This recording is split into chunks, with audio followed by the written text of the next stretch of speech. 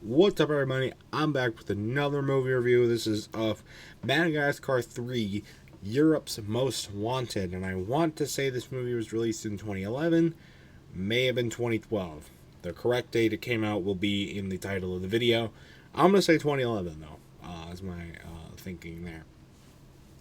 But this is the third and final movie in the Madagascar trilogy, focusing on them catching up to the penguins after they abandoned them, finding themselves in Monte Carlo, encountering this poacher slash animal control lady in Monte Carlo as she chases them around as the animals join the circus in order to get back to New York.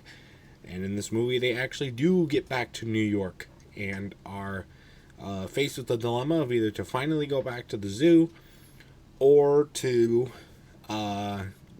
keep running free. Since they are finally back. Took pretty much 2 full movies if you start after they left New York in the first movie, all until they get back in the third movie. That's pretty cool. The opening, this movie is kind of where things start to go to hell as well. I guess it is the last movie.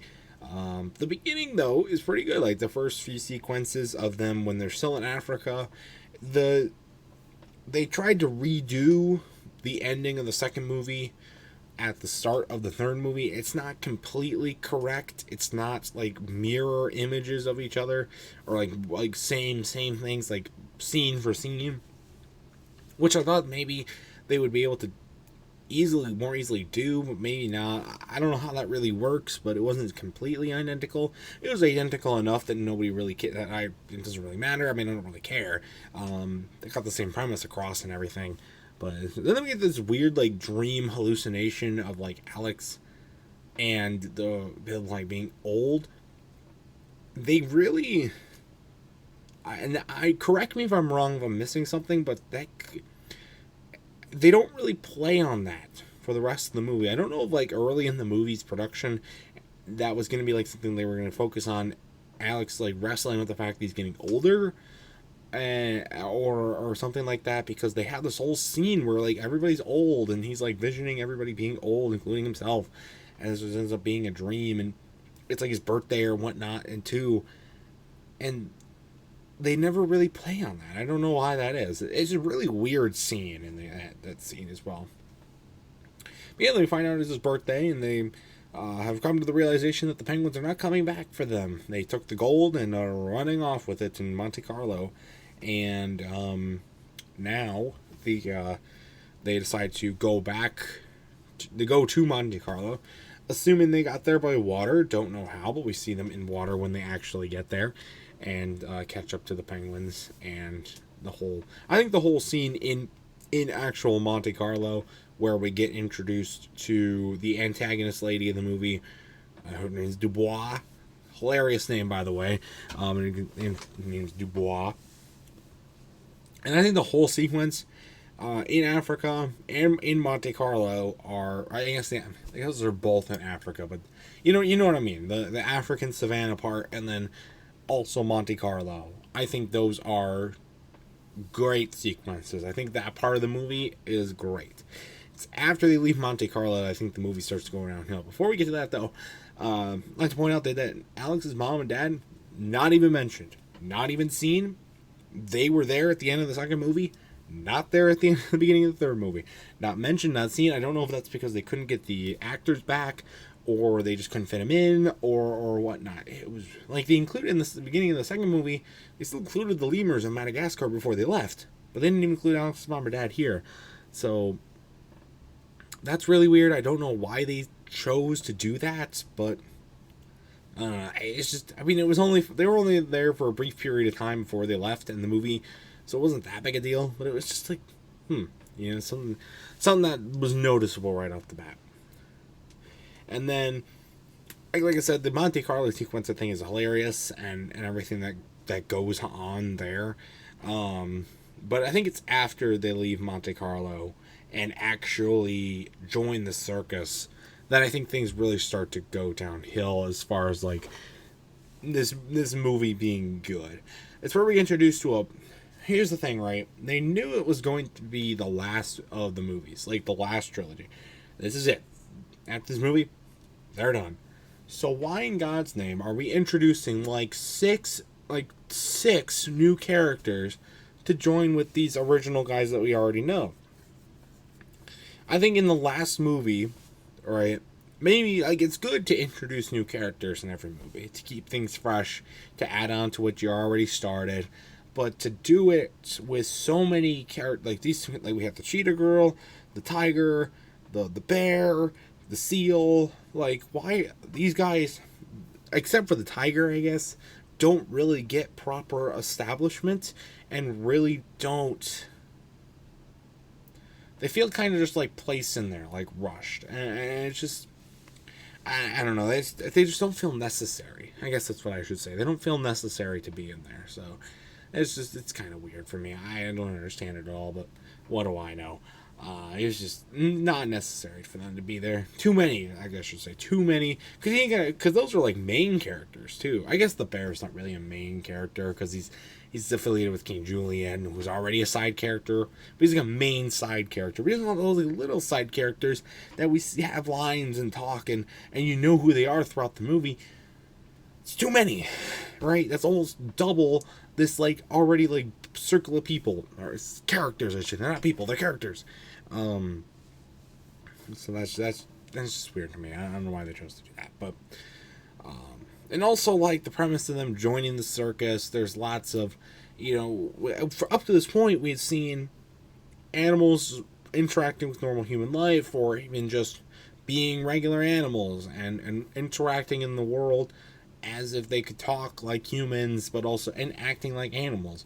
When they join the circus, it turns into a lot of this like bright, modern like technological colors. We see them flying and floating and shape shifting and like these magical powers, and it just doesn't fit with what they had done in the first two movies. And they kind of steered away with something new. It was during that time, late 2010s, early 2000s, like 2009 to like 2012, where we had this period where the most popular stuff was all these bright colors, loud, uplifting dance music, and that kind of thing. Movies were flooded with it, and that's what was hot. It's just like all this stuff. No real basis to it, just a lot of bright, loud, flashing colors and just big pop music and everything. And Madagascar 3 definitely took advantage of that and used a lot of that in the circus sequences, especially near the end of the movie. Especially, I guess not near the end, like in the middle of the movie, like during their last sequence and stuff like that. As they actually own a circus now, so that's pretty crazy. But what I do like is when they tie it all together at the end. But also, before I go to that, I think they do mention the Dubois character. I do think she's overused. I think there was multiple points in the movie before she actually was like gone for good. There were multiple points in the movie where I was like, it's too much. It's too much. Like, come on, she's just thrown in there to throw in there. Like, it's getting old at this point. Like, it was just too much to see her time and time again. It was just too much. And then, but I like I said, I do think it's done really well. They tie it back together when they actually get back to the zoo, and they actually like realize like they're back. They realize they don't need to go back anymore, and they actually get back in their enclosures for a little bit, and the movie does a great job of giving it the feel like this is not what you saw, what would have been at that point like 6 years ago, or whenever, how long you last seen the first movie. Like they don't feel the same. They don't want to be here anymore. Don't want to do this anymore. They need to get out of here. This is not their home anymore. They need to go out into the wild, or join. And this case, join the circus, which kind of backfired. Now the circuses are just animal abuses and in disguise, but for money grabs, I should say. But so that was a really good sequence, but it was kind of interrupted by the fact that this Dubois character was still trying to kill them. It just didn't make any sense to me. But even with the Dubois character still there, it was done well. And it was a good send off to the movie. Again, join the circus. I mean, it's weird. The circus part of it was just weird. I don't know. I think having them in Europe, they really didn't have a choice of what else they could really do. But still, it's just. I guess that was the best way they could do it, without it seemingly repetitive to the second movie, just with them being in Europe instead of Africa. But I don't know. It just seems like to me. Anyway, my final score of this movie, I'm probably gonna have to give it a good 6 out of 10. It has a different feel from the first two movies. It doesn't seem like it was executed as well. I forgot to mention, I mean, the animation style you can see start to go downhill a little bit. It just doesn't fit as it did in the first two movies, and that's mainly a lot because of the circus aspect of it, but also just because it's catching up with not catching up with the times, that kind of thing. So 6 out of 10 is a good rating for me. It's my least favorite of the three. And I'm sure it was loved during the time. I really think it was.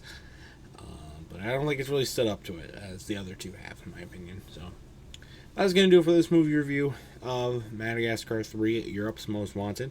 I'm going to be reviewing the side movie to this franchise, the Penguins of Madagascar movie, next. And I'm going to be doing other much more amazing content, including more movie reviews and other stuff coming up. So stay tuned for that.